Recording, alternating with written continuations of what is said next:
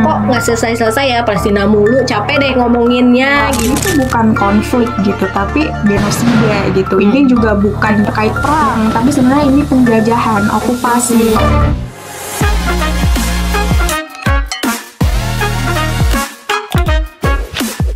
Assalamualaikum warahmatullahi wabarakatuh, teman-teman Adara. Kita balik lagi nih hari ini. Kita bakal di sini discuss ya Kak terkait dengan policy brief. Di sini saya sendiri dengan Kania dari tim Research and Development Adara, nggak sendiri karena hari ini aku ditemani sama narasumber yang bakal nyajiin terkait dengan policy brief ini. Dengan siapa Kak? Karena ya gitu. Iya, jadi untuk Adara Talks kali ini kita bakal ngebahas ya Kak, ngebahas mengenai policy brief terbaru kita nih. Jadi memang kalau misalkan terkait dengan Palestina ini, kita tuh udah nggak diragukan deh kalau misalkan warga masyarakat Indonesia tuh memang selalu dukung 100% dah buat Palestina gitu. Tapi yang memang jadi pertanyaan kira-kira sampai kapan gitu kita tetap mendukung Palestina sepenuhnya gitu, karena memang dilihat dari perpolitikan juga terus dari faktor eksternal lain itu juga sebenarnya cukup menjadi kekhawatiran ya Kak gitu kan. Nah jadi kita mau bahas nih terkait dengan meneguhkan komitmen Indonesia terhadap Palestina, strategi jangka panjang yang berkelanjutan.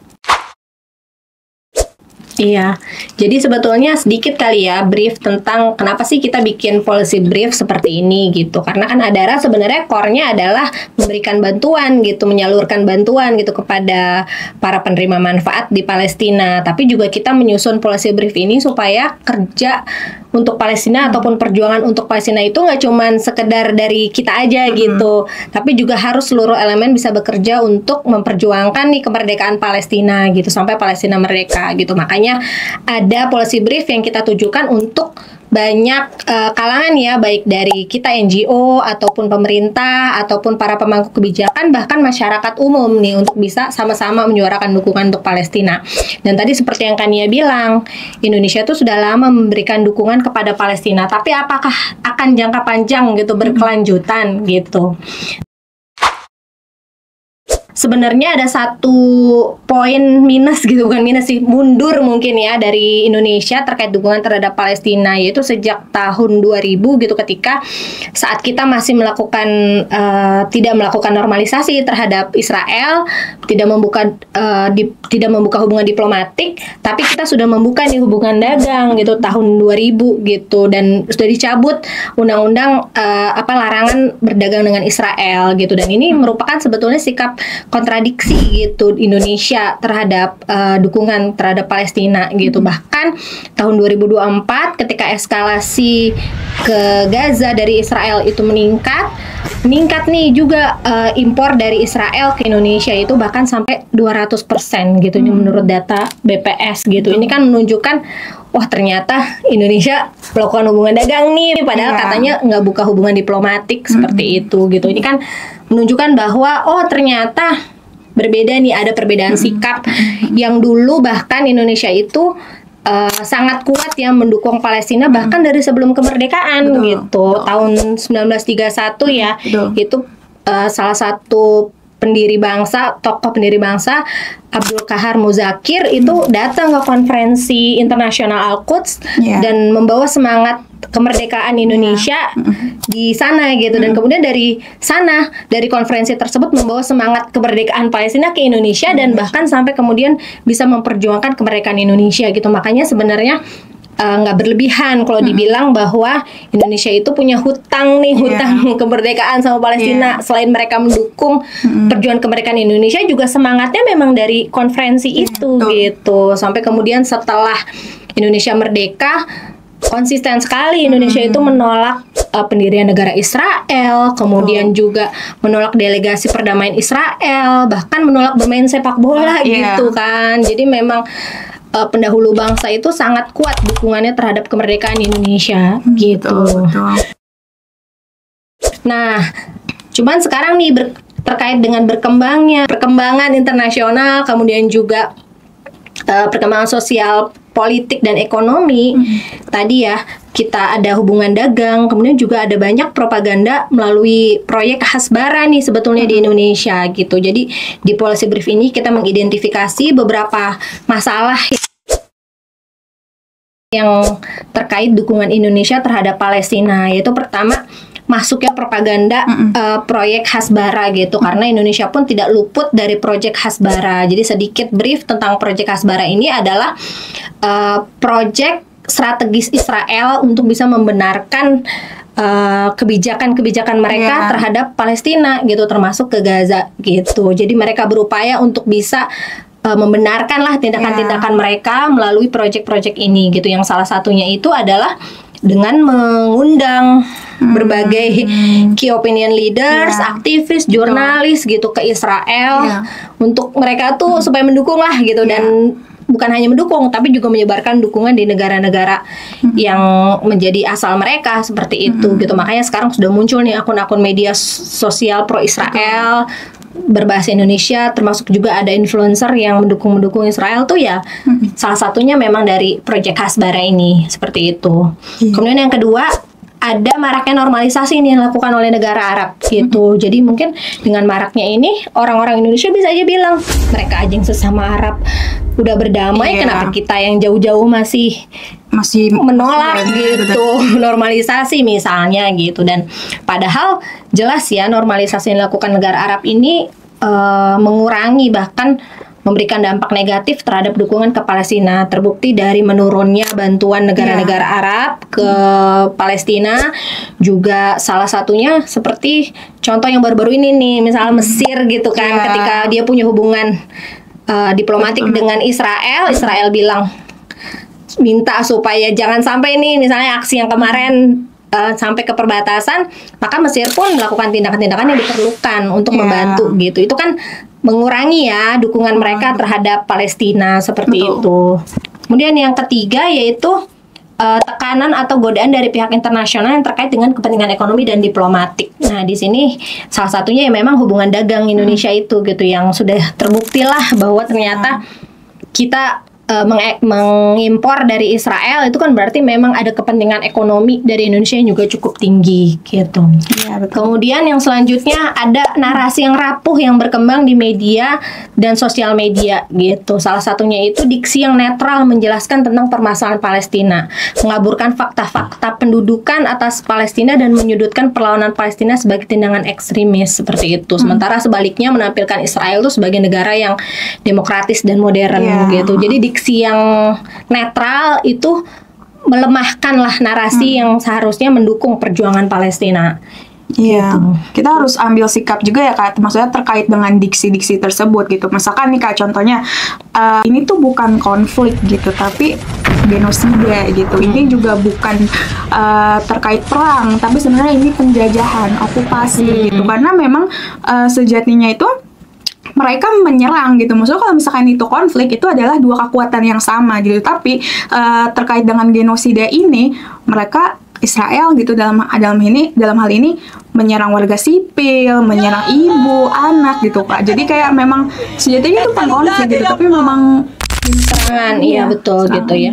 Jadi memang takut gitu, ada kekhawatiran ya kalau menggunakan kata genosida, wah berpihak nih gitu. Padahal ya memang kita harus berpihak gitu kepada yang benar gitu. Dan faktanya genosida gitu, ketika memang banyak sekali yang dibunuh dari warga sipil dan memang mereka seperti ingin dipindahkan gitu kan. Nah, itu kan udah ciri-ciri genosida dan bahkan sudah ditetapkan kan sebagai genosida gitu. Jadi seharusnya kan penggunaan diksi yang seperti itu ya dikurangi, ataupun memang kita berubahlah dari diksi yang seperti itu kepada fakta yang sesungguhnya gitu. Nah, ini juga ada kaitannya dengan masalah kurangnya literasi nih generasi muda Indonesia gitu. Dan menurut data UNESCO, minat baca siswa di Indonesia itu sangat rendah gitu. Bahkan hanya 0,001% siswa yang rajin membaca gitu ya. Ini ya sedih sih ya gitu, dan memang sesuatu yang PR bersama gitu, karena isu Palestina ini nggak bisa nih kalau kita tuh nggak ngerti bener-bener. Kalau kita cuman lihat yang kelihatannya bisa jadi kita tertipu nih sama tadi yang proyek Hasbara itu kan gitu. Dan juga banyak yang memahaminya tuh emosional gitu, tapi tidak mendalami sampai ke akar permasalahan yang sebenarnya gitu. Kemudian permasalahan yang lain yang juga kita temukan yaitu minimnya perlindungan hukum terhadap aktivis pro-Palestina gitu. Nah, ini sebenarnya di Indonesia belum ada ya perlindungan hukum gitu. Begitu juga di banyak negara, banyak yang mendapatkan pengawasan, tekanan atau kriminalisasi terkait aktivitas mereka mendukung Palestina gitu. Padahal kalau itu tidak melanggar hukum yang sebenarnya gitu kan, seharusnya ketika kita memperjuangkan hak asasi manusia dan bahkan ini sesuatu yang merupakan warisan bangsa, seharusnya dilindungi gitu. Kemudian yang terakhir ada yang namanya kejenuhan publik atau Palestine fatigue gitu. Jadi karena permasalahan Palestina udah berlangsung sangat lama dan masyarakat itu jadi jenuh gitu, kayak kok nggak selesai-selesai ya Palestina mulu, capek deh ngomonginnya gitu misalnya. Nah, akhirnya ini mengurangi partisipasi aktif dalam kampanye solidaritas ataupun jadi skeptis nih dalam dukungan terhadap Palestina, gitu-gitu aja gitu, kayaknya nggak selesai, capek udah kita ngurusin yang jelas-jelas aja gitu.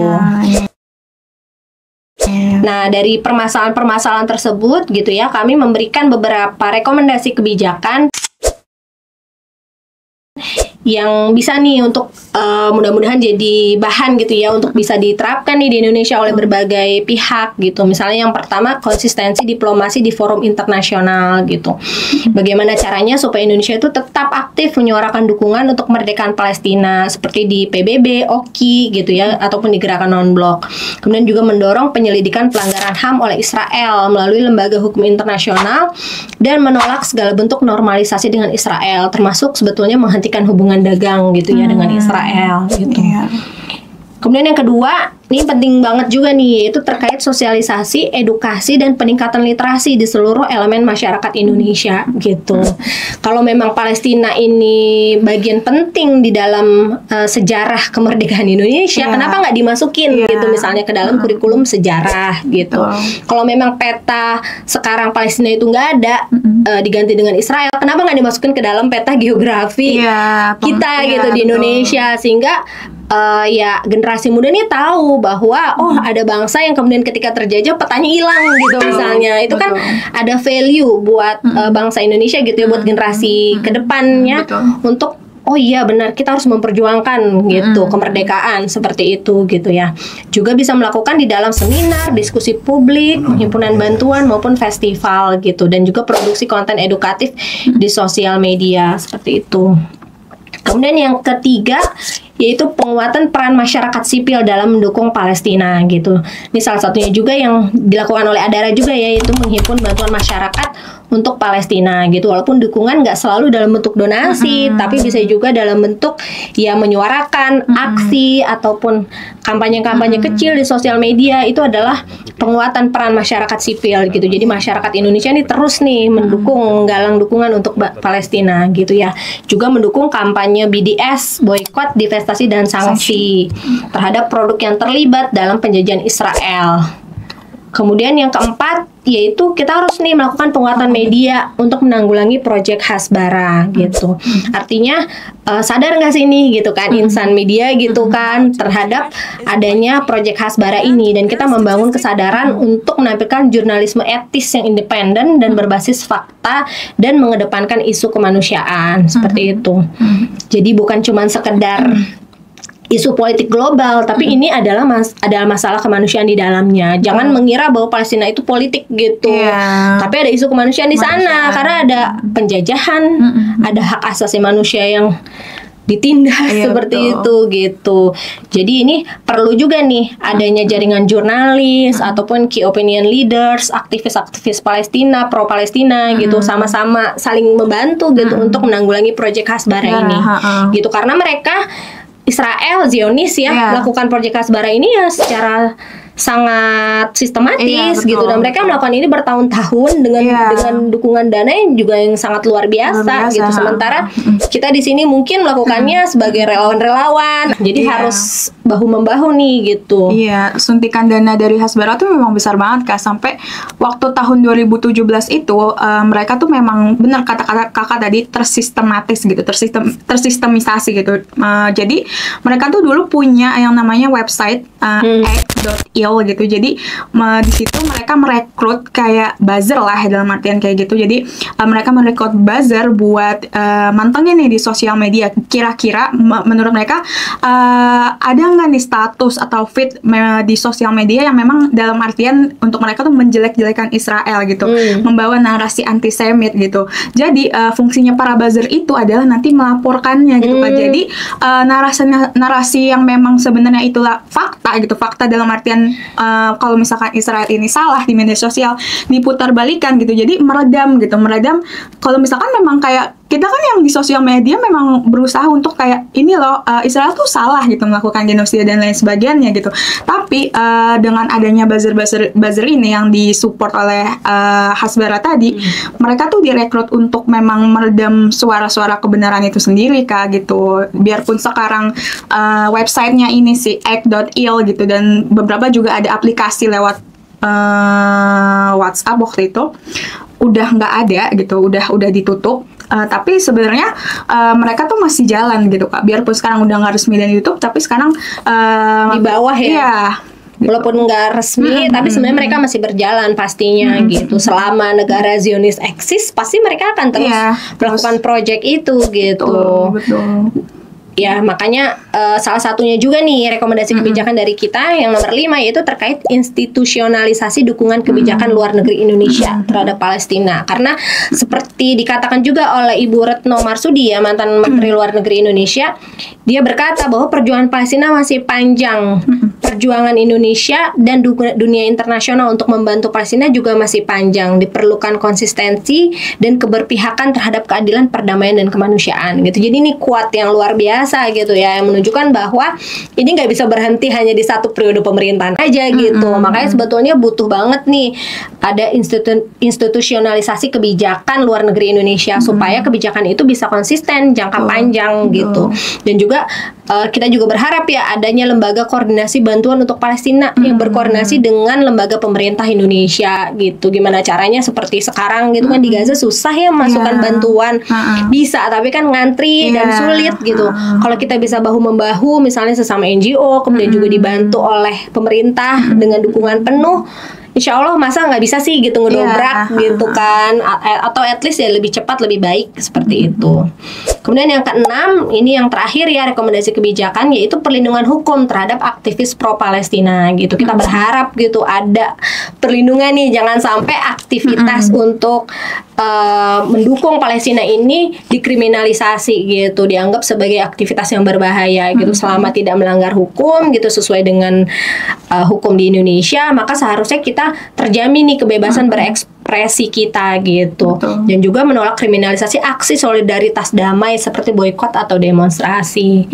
Gitu sih isi policy brief kita gitu. Jadi bisa dibaca selengkapnya di www.adararelief.com. Itu sudah ada 3 policy brief yang sudah diterbitkan seperti itu. Oke Kak, ini dari yang tadi Kanaya paparin tuh emang udah ini banget ya, udah lengkap banget gitu menurutku, karena di situ tadi identifikasi masalah yang Kanaya berikan gitu, yang ada 7 poin tadi terkait dengan propaganda melalui proyek Hasbara, kemudian juga ada kepentingan ekonomi dan diplomatik yang sebenarnya tuh menjadi ancaman gitu, menjadi ancaman ketika memang dari dulu sejarahnya kita selalu benar-benar berpihak terhadap Palestina gitu, tapi karena adanya perputaran dunia politik ini yang memang tidak terlalu dinamis gitu, itu juga menjadi ancaman gitu buat buat kita para aktivis Palestina yang terus memperjuangkan kemerdekaan Palestina itu sendiri gitu.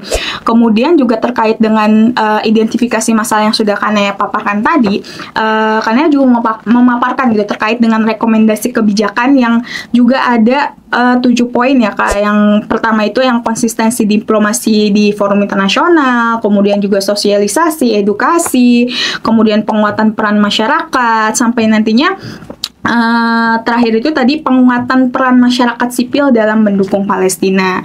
Nah, dari identifikasi masalah dan rekomendasi kebijakan yang tadi udah Kanaya paparin, kayaknya aku mau nanya nih Kak gitu, karena ada beberapa poin yang menurutku itu menarik buat dibahas nih dan kita discuss hari ini gitu. Yang pertama, gimana sih Kak caranya kita mengenali dan menangkal narasi hasbara yang menyusup ke media dan opini publik? Oke, ya balik lagi ya tadi hasbara tuh ancaman besar gitu ya, karena memang ketika mereka mungkin udah tahu ya sebenarnya kebijakan Israel itu banyak menuai kritik sebetulnya kan di dunia internasional. PBB juga sering sekali mengutuk gitu ya, dan dunia Islam juga banyak mengutuk tindakan Israel selama ini ya, apalagi genosida sekarang di Gaza. Maka mereka berupaya keras nih untuk melancarkan proyek hasbara ini gitu, untuk bisa mendapatkan dukungan mungkin masyarakat internasional yang bisa termakan gitu. Makanya sebetulnya cara yang paling utama adalah back to basic, maksudnya benar-benar kita cek-recek fakta dan kita mempelajari isu tentang Palestina ini memang lihat dari core-nya gitu, sejarahnya, lihat dari betul-betul faktanya gitu. Bahkan juga benar-benar ngecek ketika ada narasi yang berkembang yang membenarkan tindakan Israel dalam hal genosida, ya benar-benar dicek siapa sih gitu misalnya membuat statement seperti itu, menciptakan narasi seperti itu, hubungannya apa dengan Zionis, karena pasti akan ketemu gitu mereka hubungannya seperti apa gitu ya. Kalau narasinya yang berkembang memang dari pihak mereka, ya pasti akan membenarkan kebijakan mereka gitu. Nah kalau kita belajar benar-benar lebih detail ya, lebih ke aslinya tentang sejarah, maka kita akan tahu fakta-fakta penjajahan itu seperti apa, dan pasti nggak mungkin berpihak pada Israel gitu, dan tidak akan termakan oleh proyek hasbara ini gitu. Memang mungkin berat kali ya kalau kadang lingkungan kita tuh udah mendukungnya tuh ke sana gitu, karena udah termakan informasi gitu. Tapi ya kita harus bisa menyuarakan yang benar gitu. Seperti itu. Jadi simpel sih sebetulnya, dengan benar-benar belajar, meningkatkan literasi gitu ya. Seperti itu. Ya, jadi tadi back to basic gitu, back to basic, back to inti dari sebenarnya semua ini tuh memang nggak dimulai dari 7 Oktober gitu, tapi jauh dari sebelum itu Palestina tuh merupakan suatu negara gitu ya Kak. Maksudnya dulu adalah negara yang tidak dijajah gitu. Tapi sekarang dengan adanya genosida, kemudian juga isu-isu yang berkembang tuh memihak Israel dan juga seperti memutarbalikan faktanya gitu ya Kak gitu. Dan di sini kita juga selain kita juga harus kritis gitu. Kita harus kritis, kita juga harus mengecek setiap berita yang berkembang gitu. Mungkin aku izin nambahin, kalau misalkan aku pribadi nih Kak, kalau misalkan aku baca berita, itu berita yang memang udah kredibel gitu. Contohnya bisa kita dari Al Jazeera, Middle East Eye, Middle East Monitor, kemudian dan masih banyak lainnya gitu. Kemudian kita juga kalau misalkan mau belajar nih tentang Palestina, apa itu Palestina, karena mereka tuh sebuah bangsa dulunya, kayak mereka punya budaya, mereka punya tradisi, mereka punya culture dan lain sebagainya. Itu kita juga bisa mereverse ke buku gitu atau ke jurnal gitu. Jadi yang memang udah diproses dengan riset dan juga dipelajari di masa lalunya gitu kan, maksudnya terkait dengan jurnal-jurnal itu gitu. Betul banget gitu. Dan secara logika juga banyak sekali ya hal-hal yang memang kalau kita perhatikan gitu, benar-benar memang menunjukkan bahwa Palestina itu berhak gitu untuk mendapatkan kemerdekaannya gitu, secara logik gitu. Seperti mereka nggak mau pergi dari tanah mereka sendiri, itu menunjukkan mereka lah pemiliknya gitu. Sementara misal kebalikan nih sekarang dengan serangan Iran gitu ke Israel, kan langsung berbondong-bondong banyak yang berpindah gitu. Itu kan menunjukkan bahwa benar nih tanah air mereka kok nggak segitu dipertahankannya kayak gitu. Itu kan logika sederhana gitu ya, yang seharusnya bisa menjadi satu kesimpulan sendiri buat kita melihat menilai keberpihakan kita tuh kemana seperti itu. Lanjut ke pertanyaan terakhir. Bagaimana supaya dukungan Indonesia ini nggak cuma jadi semangat sesaat gitu, nggak cuma jadi emosi kalau tadi Kakak bilang, tapi betul-betul masuk ke kebijakan luar negeri jangka panjang. Nah, ini berat nih. Untuk kebijakan luar negeri jangka panjang gitu ya. Harapan kita tadi ya bahwa ada kebijakan luar negeri jangka panjang untuk memastikan dukungan Indonesia terhadap Palestina gitu. Makanya sebenarnya sih kalau kita ya NGO benar-benar melakukan penguatan peran masyarakat sipil gitu dalam mendukung Palestina. Itu udah kita harus bergerak nih di bidang kita masing-masing gitu. Benar-benar melakukan juga tadi sosialisasi, edukasi dan peningkatan literasi gitu, sehingga semua generasi sekarang pun nanti yang akan datang semua mau mendukung Palestina gitu. Sehingga ketika masyarakat nih semua elemen mendukung, pastinya harusnya ya dukungan tersebut disuarakan juga nih oleh para pemangku kebijakan, sehingga nanti bisa dijadikan satu kebijakan jangka panjang yang bahkan bisa diinstitusionalisasi gitu dalam bentuk misalnya katakanlah kalau kita lembaga kemanusiaan misalnya pengen banget gitu adanya forum bersama untuk bisa mengirimkan bantuan yang didukung oleh pemerintah, itu aja udah cukup sangat baik ya gitu. Kita mendapatkan dukungan dari pemerintah misalnya dalam jangka panjang, dan mudah-mudahan ini juga bukan hanya katakanlah di pemerintahan Pak Prabowo sekarang, tapi juga berikutnya gitu misalnya betul-betul menjadi satu kebijakan jangka panjang gitu.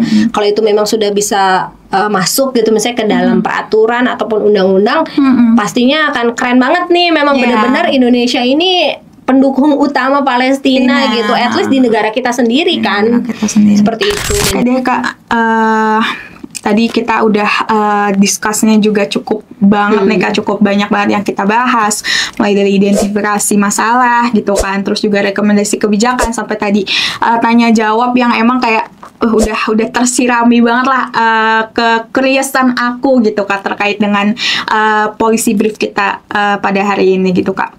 Oke, jadi semoga kedepannya rekomendasi kebijakan yang kita berikan gitu bisa di-apply gitu ya, terkait dengan juga pemerintah, terus organisasi masyarakat yang lain gitu. Jadi kita yuk sama-sama gitu, apa sih yang bisa kita lakukan gitu terkait dengan genosida yang ada di Gaza ini, ataupun nanti kita juga mengharapkan gitu kalau misalkan pada suatu saat nanti Palestina juga bakal merdeka gitu ya Kak. Jadi apa sih yang bisa kita lakukan, kita lakukan dan kita upayakan gitu sejak ini. Betul banget. Apalagi kan misalnya kita sebagai lembaga kemanusiaan, kayak tugas kita tuh nggak akan berakhir sampai Palestina merdeka gitu. Kenapa sih kita ngirim bantuan? Ya karena mereka tidak bisa memperkuat diri mereka sendiri nih untuk bisa meningkatkan ekonominya, sosialnya. Orang dibombardir terus gitu kan, kayak tugas kita nih nggak kelar-kelar gitu. Nah, untuk menyelesaikan tugasnya ya harus bersama-sama itu gitu, dengan berbagai elemen, dengan perannya mereka masing-masing, peran kita masing-masing gitu. Jadi kita tunggu ya Kak ya, kita tunggu kerjasamanya gitu. Kita tunggu ya, apapun itu tujuan kita tetap sama, Palestina merdeka gitu. Oke, mungkin kita bakal ngomongin policy brief berikutnya kali ya Kak. Kita nantikan aja di Adara Talks berikutnya. Oke, makasih banyak teman-teman udah menyaksikan dan juga menyimak podcast kita kali ini. Saya Kania, saya Naya. Sampai jumpa di Adara Talks selanjutnya. Wassalamualaikum warahmatullahi wabarakatuh.